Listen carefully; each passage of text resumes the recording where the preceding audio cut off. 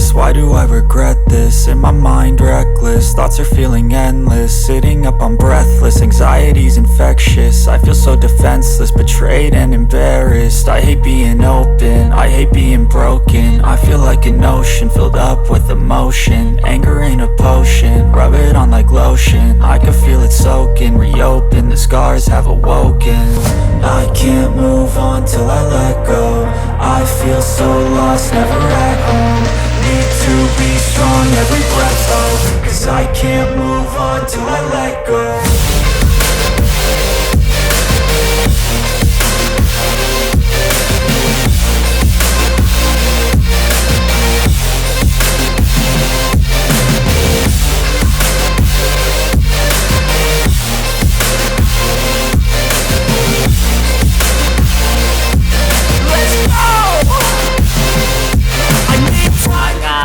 Saya mau balik. Makasih banyak kakak, ibu.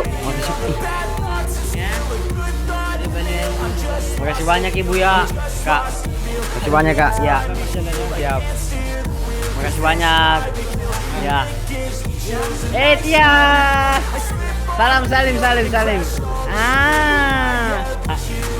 Ya. Amin. Mudah-mudahan panjang umur bu, rezeki. Ya.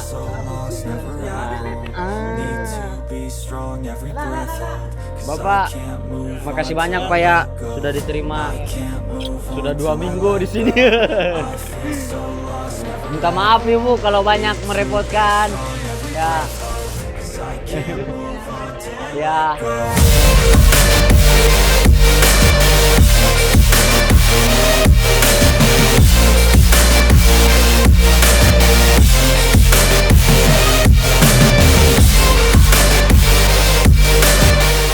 Sudah di tempat loket, ambil tiket. Bang, ini per orang berapa bang dia? 5.000 ya. Kalau anak kecil? Kalau anak 3.000. Oh 3.000. Kalau umum 5.000 ya. Ini sampai bukanya sampai jam berapa bang? Dari jam 11 sampai 12. Oh jam 9 sampai 12. Kalau siangnya jam 2 sampai jam 4. Oh jam 2 sampai jam 4 ya.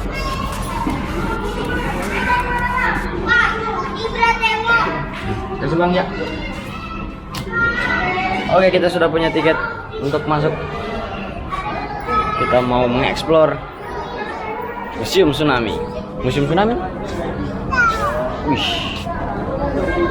Oke. Yang pertama kita bisa melihat apa itu? Helikopter NBO 105.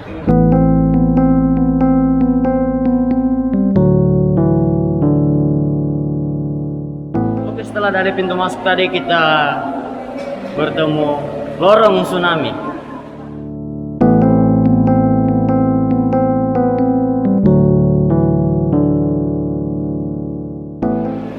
Jadi seperti ini suasananya lihat ketika tsunami. Bagaimana perasaanmu? Bergemetar. Kuasa Tuhan lah.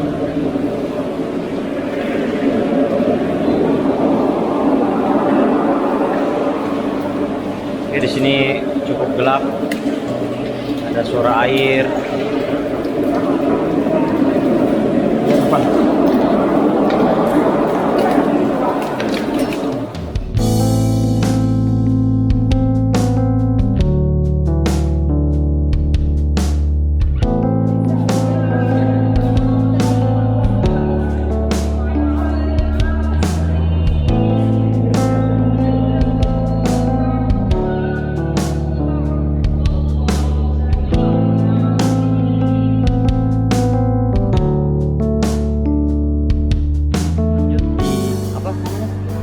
Lorong kebingungan. Di sini ini tekstur jalannya gambarkan kayak sesuatu yang bencana.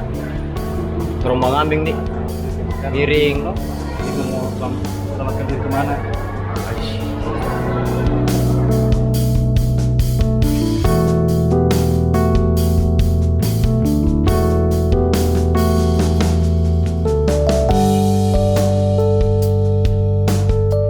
Masuki ruangan yang Di sebelah kanan ini ada dokumenter ketika tsunami nih.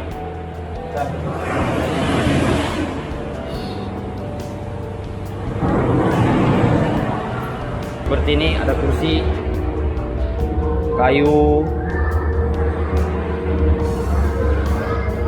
Nah, di sini selain dari lemari dan meja tadi ada juga mobil, sepeda, motor.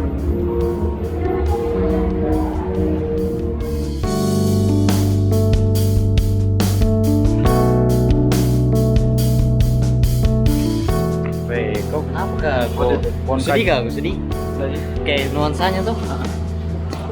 Nah, sini di sebelah kiri kita ada pohon kayu. Ya, pohon kayu. Hari Minggu 26 Desember 2004 pukul 8. Depan sini ada truk, kepala mobil truk. Jadi merek itu pak. Truk. Yang sebelah kiri. Di Kecamatan Lokna, Kabupaten Aceh Besar. Mana lagi nih Lin? Yo, lot situ pisan, lot sana. Kita kemana lagi nih Lin? Kemana? Mana aja? Bukan lah, serius lu. Oh, kemana? Mungkin kita akan ke Rumah adat. Adat ya, museum rumah adat. Karena nggak terlalu jauh. Nggak terlalu jauh Dekat dari museum. Kita Paling ambil sekitar 5 menitan lah.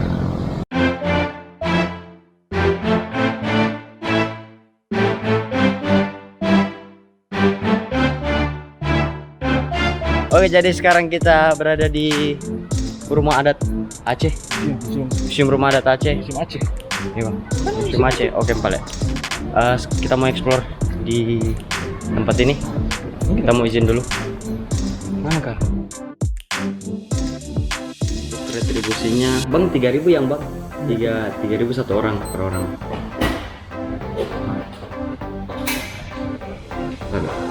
Ini sudah dua orang ya. Kasih bang ya.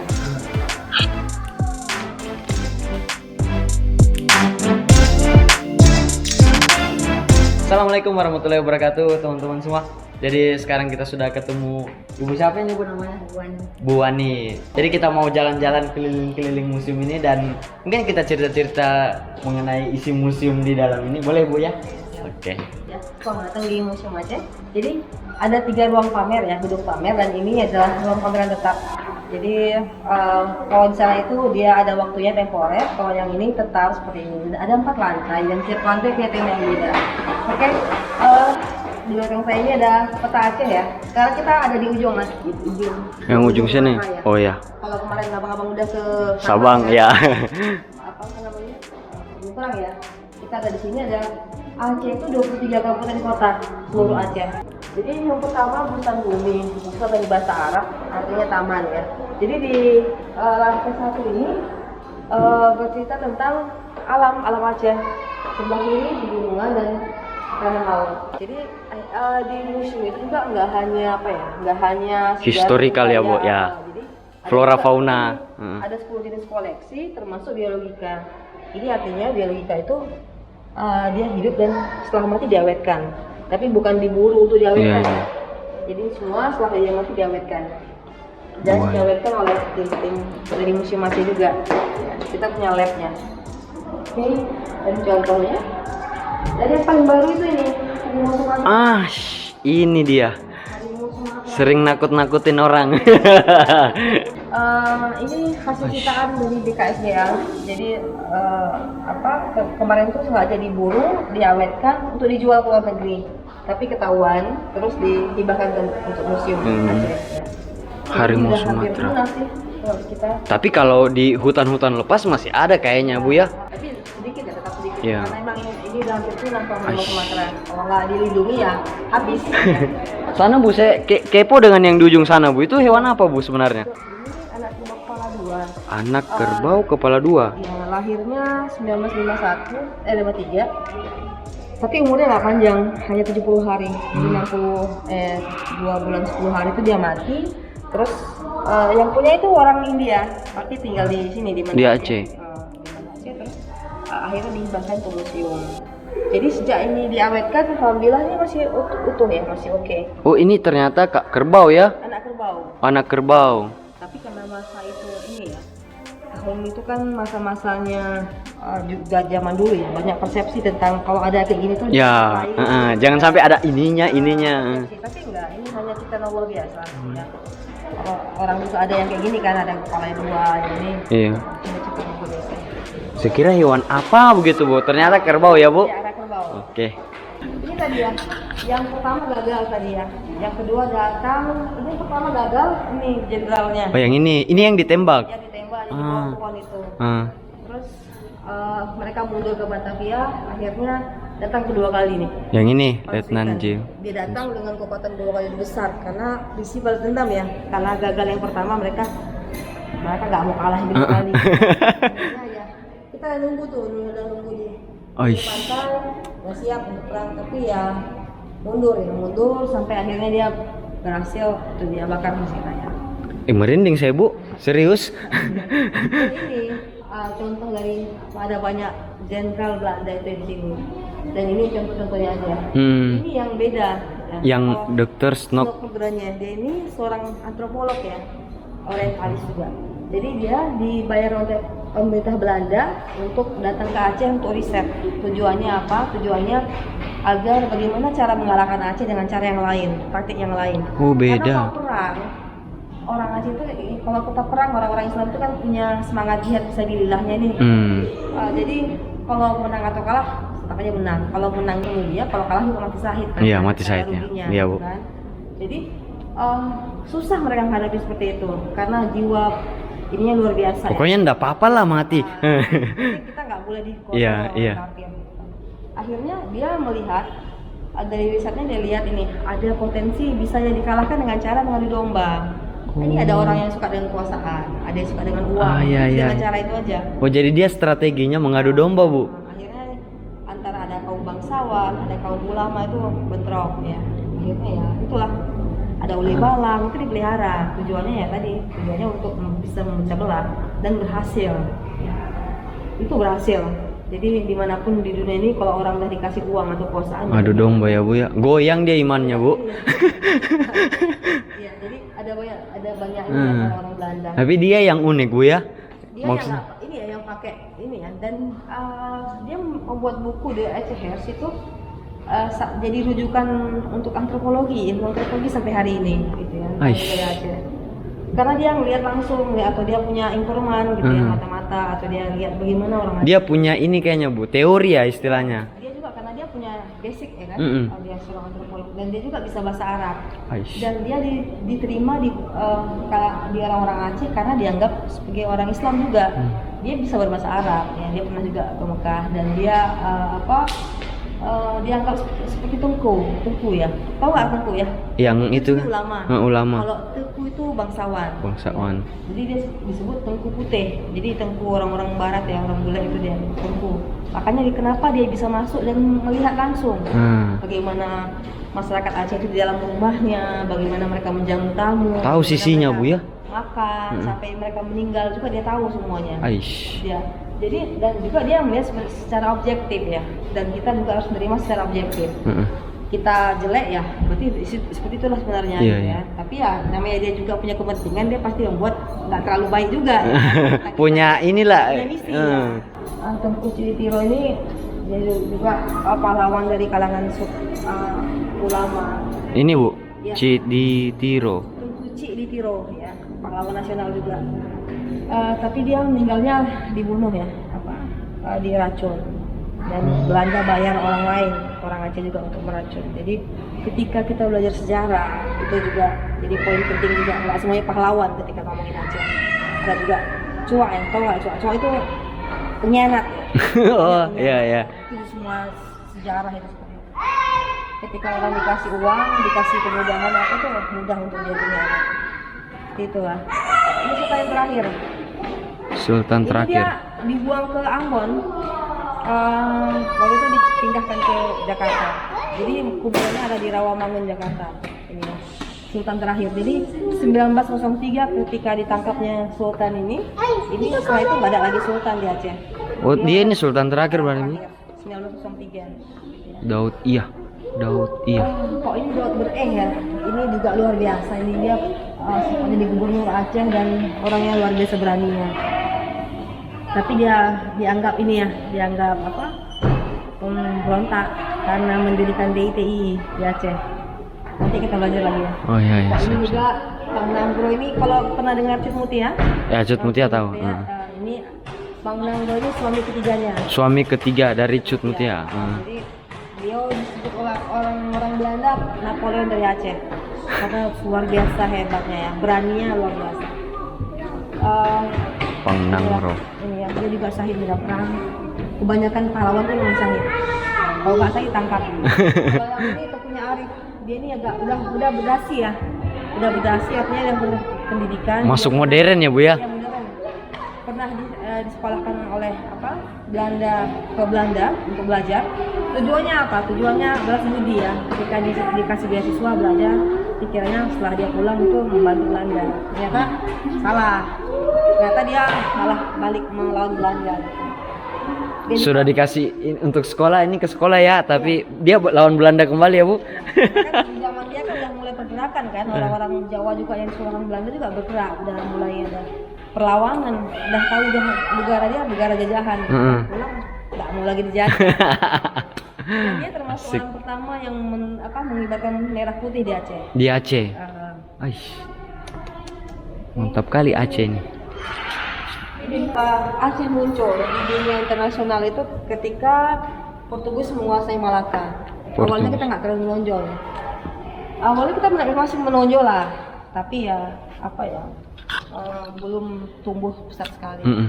Jadi ketika Portugis datang menguasai Malaka, artinya kan itu orang Portugis orang-orang orang-orang penjajah gitu kan, orang-orang Islam, orang-orang Persia dan orang-orang Arab itu nggak mau singgah di Malaka. Jadi kan ini berdagang nih, ini kan pelabuhan nih. Akhirnya mereka singgah di Aceh, ya muncullah Pasai gitu, muncul di kerajaan. Jadi karena akhirnya pedagang-pedagang Arab itu pindahnya ke sini. Akhirnya ramenya di sini gitu, munculnya di sini. Dan mereka juga akhirnya menyerang Aceh gitu. Karena di situ sudah terjadi perdagangan ya Bu ya. Kan tuh Selat Malaka itu kan pasar yang sangat ramai itu kan. Jalur perdagangan Bu ya istilahnya. Perdagangan rempah. Nah, jadi ini kok kita bahas satu memang panjang. Panjang Bu ya. Ringkas saja Bu ya, maksudnya yang panjang sekali sampai nanti kita. Jadi gini ya, tadi Masjid 3 tuh Belanda nyampe ke Aceh ya. Padahal sebelumnya juga dia mulai nyerang. Tapi sebelumnya dia udah datang juga. Udah mulai datang ke Aceh juga, udah mulai Center Bu ya. Malah Hayati juga udah pernah bunuh Cornelius de Houtman ya 1599. Artinya dia udah masuk Aceh tapi gagal. Jadi ada orang Belanda yang datang ke Aceh itu ketika dia di Banten dia juga ditolak, akhirnya dia ke Bali diterima gitu kan waktu nyari rempah. Tapi waktu ke Aceh dibunuh sama Malahayati. Laksamana Malahayati itu laksamana perempuan pertama dunia dari Aceh. Paling kuat. Jadi 1873 dia nyampe ke Aceh yang tadi itu ya, dia berhasil setelah 3 abad ya. Setelah 3 abad. Setelah itu dia gagal, dia datang lagi. Ekspedisi lagi datang, dia bakar Raya. Terus 1942 dia harus keluar dari Aceh karena datangnya Jepang juga pertama kali duduk di sini ya di Aceh 1942 karena dia itu datang sebagai kakak tertuanya Asia, datang sebagai saudara, itu diterima oleh orang Aceh gitu kan, dianggap sebagai inilah yang nanti yang bantu kita untuk mengusir Belanda. Okay. Ya. Tapi sama juga ya. Dia datang sebagai topeng ya. Kita juga merdeka 45. Di sini kita banyak bantu ya. 1945 Aceh masuk ke dalam NKRI. Kita sama-sama merdeka, terus kita juga berjuang. Dan di sini kita bisa bantu lah. Pernah dengar siaran radio Rimba Raya? Belum pernah ya? Belum kayaknya Bu ya. Biar tahu juga. Ini dari Aceh untuk Indonesia. Jadi ketika ada agresi militer Belanda lagi datang, semua radio itu dikuasai. Indonesia di radio udah kuasai untuk propaganda ya, bahwa mereka berhasil lagi menduduki Indonesia. Dan satu radio belum dia kuasai itu di Aceh.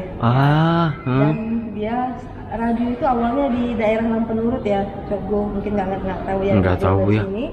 Dan itu diperintahkan untuk dipindahkan ya, lari harus kita ini pertahankan ini, nggak boleh kita kasih ke Belanda nih. Ini dalam kejar-kejaran Belanda terus nih. Ini diburu berarti ya Bu? Jadi dilarikan itu perangkat radionya sampai dibawalah ke daerah Takengon. Takengon itu tahu nggak? Takengon yang di tengah Bu ya, Aceh Tengah. Tengah pegunungan ya, daerah Belanda itu. Disitulah dipasang lagi dengan buru-buru dan dalam pengajaran Belanda juga. Dan akhirnya disiarkan bahwa Indonesia masih ada. Yang lain lagi ada juga Cikal Bakal Garuda Indonesia Selawang 00. Oh yang di ini Belang Padang. Belang Padang ya. Ada juga Taman Mini ya. Jadi itu juga semua bantuan yang diminta oleh Pak Soekarno.